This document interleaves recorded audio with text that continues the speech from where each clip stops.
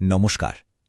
আচ্ছা, ভাবুন তো, এমন একটা নির্বাচনের কথা যেখানে হারজিতের ফ্যাসলা হয় 1%-এরও কম ভোটে। হ্যাঁ, ঠিকই শুনছেন। আমরা আজকে কথা বলবো পশ্চিমবঙ্গের মালদা জেলার গাজল কেন্দ্র নিয়ে। এই একটা কেন্দ্রই যেন একটা আস্ত গল্প, যেখানে মিশে আছে স্থানীয় মানুষের সমস্যা, তাদের স্বপ্ন আর অবশ্যই তীক্ষ্ণ রাজনৈতিক চাল। চলুন এই গল্পের গভীরে যাওয়া যাক। গাজলের এই জটিল ছবিটা পরিষ্কারভাবে বুঝতে আমরা মোট 4টে দিক খতিয়ে দেখব। প্রথমে জানব সেখানকার মাটি আর মানুষজনের কথা, তারপর দেখব নির্বাচনের সেই রুদ্ধশ্বাস লড়াইটা, এরপরে বোঝার চেষ্টা করব ঠিক কী কারণে এই পরিবর্তনগুলো হলো, আর সবশেষে একটা ভালো শাসনের রূপরেখা কেমন হতে পারে তা নিয়েও আলোচনা করব। তো চলুন শুরু করা যাক গাজলের একেবারে ভেতর থেকে। এখানকার সমাজ, অর্থনীতি আর জনসংখ্যার গঠনটা ঠিক কেমন, যা ওই অঞ্চলের রাজনীতির পরিচয় তৈরি করে দিয়েছে। দেখুন, গাজল জায়গাটা হল উত্তরবঙ্গের মালদা জেলার বিশাল সমভূমির একটা অংশ। এই যে ভৌগোলিক অবস্থান, এটাই কিন্তু এখানকার মানুষের জীবন আর রাজনীতির ভিত গড়ে দিয়েছে। এখন গাজলের জনসংখ্যার এই বিন্যাসটা কিন্তু খুব ইন্টারেস্টিং। এখানে প্রায় 3/4 হিন্দু আর 1/4 মতো মুসলিম জনসংখ্যা। কিন্তু আসল ব্যাপারটা লুকিয়ে আছে অন্য জায়গায়। দেখুন, তপশিলি জাতি বা এসসি প্রায় 37%, আর তপশিলি উপজাতি বা এসটি প্রায় 20%। তার মানে কি দাঁড়ালো? অর্ধেকেরও বেশি ভোটার কিন্তু এই দুটো সম্প্রদায় থেকেই আসছেন, আর এটাই তাদের এলাকার রাজনীতিতে একটা নির্ণায়ক শক্তি করে তুলেছে। জনসংখ্যার মতোই এখানকার ভাষাতেও বৈচিত্র্য রয়েছে। 80% মানুষ কথা বলেন বাংলায়, কিন্তু একটা বড় অংশ, প্রায় 16.5%, সাঁওতালি ভাষায় কথা বলেন। এই ভাষাগত দিকটা শুধু যে স্থানীয় সংস্কৃতিকে সুন্দর করেছে তাই নয়, রাজনৈতিক দলগুলোর জন্য এটা একটা জরুরি বিষয়, কারণ নির্দিষ্ট সম্প্রদায়ের কাছে পৌঁছাতে হলে তাদের ভাষাকে গুরুত্ব দিতেই হয়। কিন্তু গাজলের মানুষের রোজকার জীবনটা বেশ কঠিন লড়াইয়ের। একবার ভাবুন, 100টা গ্রামের মধ্যে মাত্র 31টা গ্রামে পাকা রাস্তা আছে। বেহুলা নদীর বন্যা তো প্রতি বছরের আতঙ্ক। 2006 সালের একটা ডেটা বলছে গ্রামের প্রায় 46% মানুষই দারিদ্র্যসীমার নিচে। তার উপর এলাকায় কাজের অভাব, আর ধান চাষিরা ফসলের ঠিকঠাক দাম পান না। এই সব সমস্যাগুলোই কিন্তু ভোটের সময় মানুষের মনে সবচেয়ে বড় জায়গা নেয়। বেশ, এতক্ষণ আমরা মানুষের জীবনযাত্রা নিয়ে কথা বললাম। এবার চলুন দ্বিতীয় পর্বে যাই, যেখানে আমরা দেখব এই মানুষগুলোই ব্যালট বাক্সে গিয়ে কিভাবে তাদের মতামত জানাচ্ছেন। এই চারটার দিকে একবার তাকান, দেখুন কি অবিশ্বাস্য একটা লড়াই। 2021-এর ভোটে বিজেপির ভোট শেয়ার ছিল 45.5%, আর তৃণমূল ঠিক ঘাড়ের ওপর নিঃশ্বাস ফেলছে 44.7%। মানে ব্যবধানটা মাত্র 0.8%। ভাবা যায়, হাজার হাজার ভোটের মধ্যে মাত্র কয়েকটা ভোটের এদিক ওদিকই ঠিক করে দিয়েছে কে জিতবে। এর থেকেই বোঝা যায় গাজলের মাটি রাজনৈতিকভাবে কতটা ভাগ হয়ে আছে। আর এই সংখ্যাটা দেখুন, 82.82%। এটা হল 2021 সালের ভোটের হার।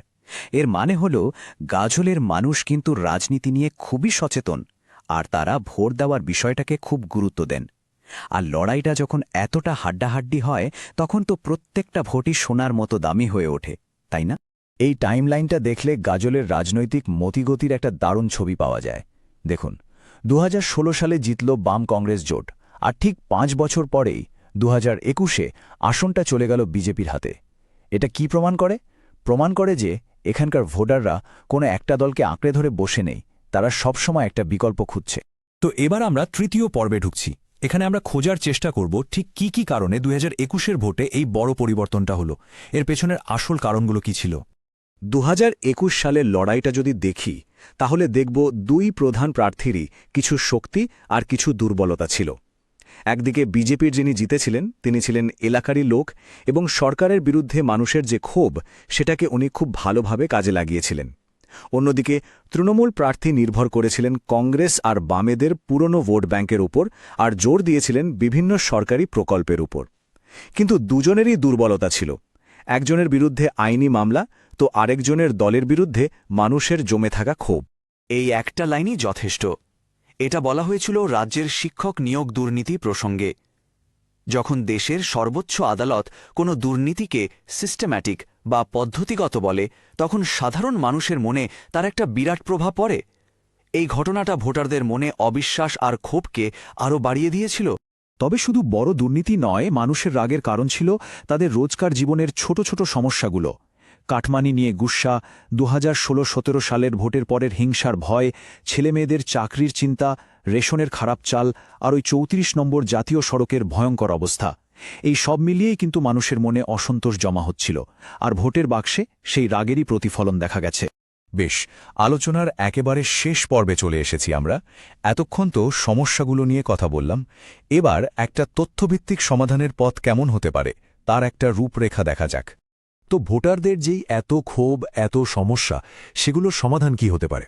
দেখুন, এখানে একটা খুব সহজ কিন্তু কার্যকরী 3 দফা প্ল্যান ভাবা যেতে পারে। 1 নম্বর, ওই যে 34 নম্বর জাতীয় সড়ক, ওটাকে চওড়া আর মেরামত করাটা সবার আগে দরকার। 2, প্রতি বছরের বন্যার হাত থেকে বাঁচতে নদীর বাঁধগুলোকে আরও মজবুত করতে হবে। আর 3 নম্বর, আর এটাই হয়তো সবচেয়ে জরুরি, কাজ চাই, তার জন্য একটা কৃষি শিল্প পার্ক তৈরি করা। এই টেবিলটা কিন্তু খুব পরিষ্কার করে দেখিয়ে দিচ্ছে যে কোন প্রকল্পে টাকা ঢাললে মানুষের কী লাভ হবে। ধরুন 50 কোটি টাকা খরচ করে জাতীয় সড়কটা ঠিক করা হলো, তাতে যাতায়াতের সময় কমে গেল, ব্যবসা বাণিজ্য বাড়ল। 30 কোটি টাকা দিয়ে বাঁধটা মজবুত করলে প্রায় 10,000 একর চাষের জমি বেঁচে গেল, আর 20 কোটি টাকায় একটা কৃষি শিল্প পার্ক হলে 500-র বেশি ছেলেমেয়ের সরাসরি চাকরি হয়ে গেল। এটাই হলো সুশাসনের আসল রিটার্ন, তাই না? আসলে মূল কথাটা হলো এটাই যে ভোটারদের মন জিততে হলে শুধু বড় বড় কথা বললে হবে না, কাজ করে দেখাতে হবে। বাড়ি, জল, রাস্তার মতো প্রকল্পগুলো যখন মানুষ হাতে নাতে পায় তখন তাদের মধ্যে একটা বিশ্বাস জন্মায়, আর এই বিশ্বাসটাই হলো রাজনীতির সবচেয়ে বড় মূলধন। তো আমরা এই বিশ্লেষণটা শেষ করছি একটা খুব জরুরি প্রশ্ন দিয়ে।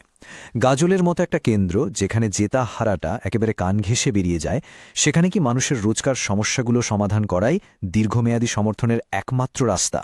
উত্তরটা আপনাদের উপরই ছাড়লাম।